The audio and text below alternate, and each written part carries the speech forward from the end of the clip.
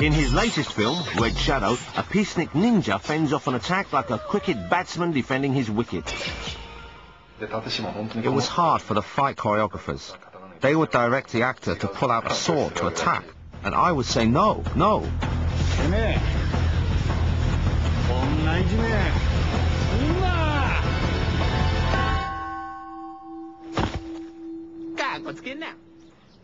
Well, we've seen some great samurai action, present and past, but if you still think a Ronin is someone who used to be in a boys' band, then stick around. You've got a lot to learn. Still to come, the great ninja controversy. Drowning, not waving in Onibaba. Art fresh from the oven. And who the man? He the man. Kurosawa. A cool samurai guy meets a sexy lady ninja in the brilliant anime Ninja Scroll. So, scroll them. Do me a favor. You see, I'm lost, and I need to find the quickest way from here to Kikyo. Ninja Scroll is a sweeping epic set in feudal Japan. It's about a wandering young Ronin, or freelance samurai, named Jubei. Jubei rescues a beautiful lady ninja named Kagero from a sex-crazed monster, and together they confront a series of fierce demons.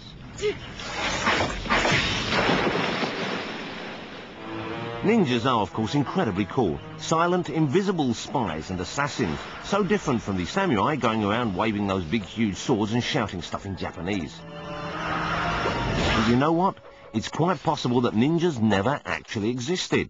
Scholars say there's no record of any so-named institution or clan prior to the 20th century. Ninjas may have been invented after the war, either for their entertainment value or to inspire a defeated nation. Anyway, back to our story. Just when we think Jubei and Kagero are going to get down for some ninja nookie, we learn that Kagero is quite literally poison. Any man who makes love to her will die.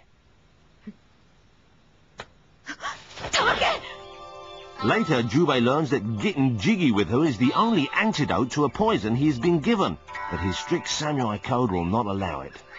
Such was the tragic life of the samurai.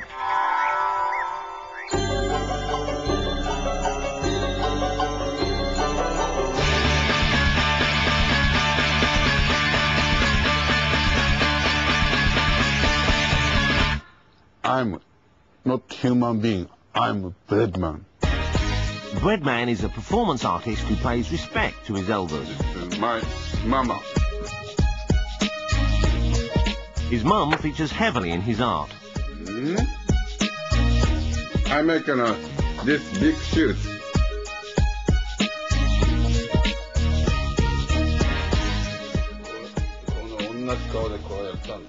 This one, mama's friend, neighbor.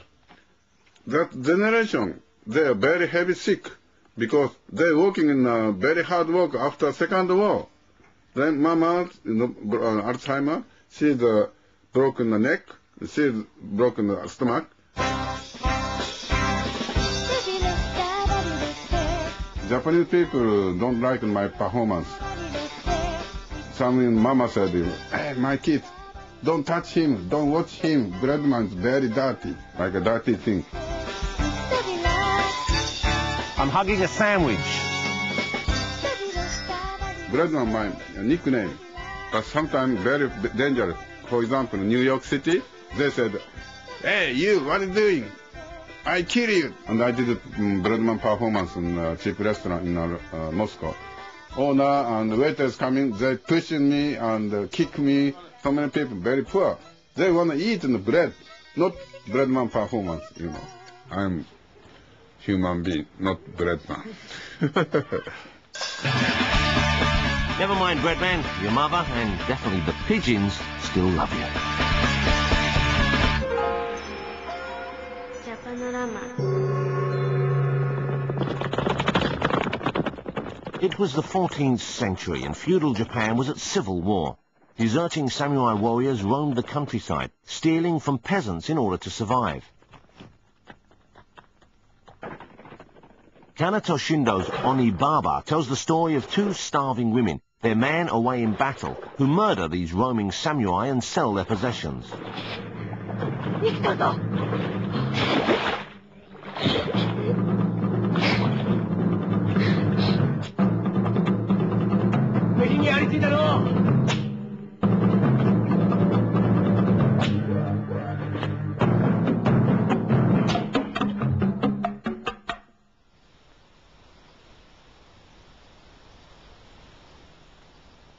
The older woman is worried that her daughter-in-law will run off with a local farmer, leaving her to fend on her own.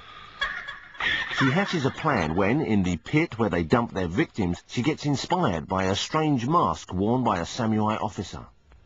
どがいな美しい顔しとるんじゃ。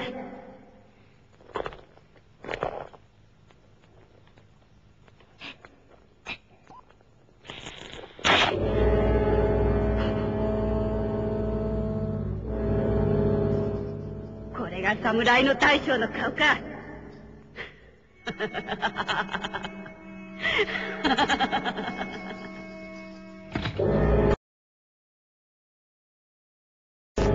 張さん部下を殺したんじゃから。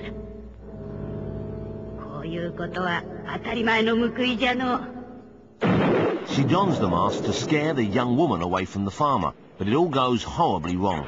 She should really have seen it coming. After all, Onibaba means old lady monster.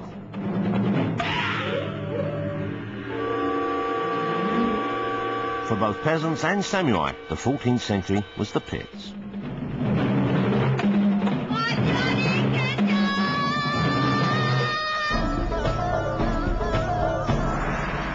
Now a 21st century tale about two sisters who help women cope with today's roaming warriors.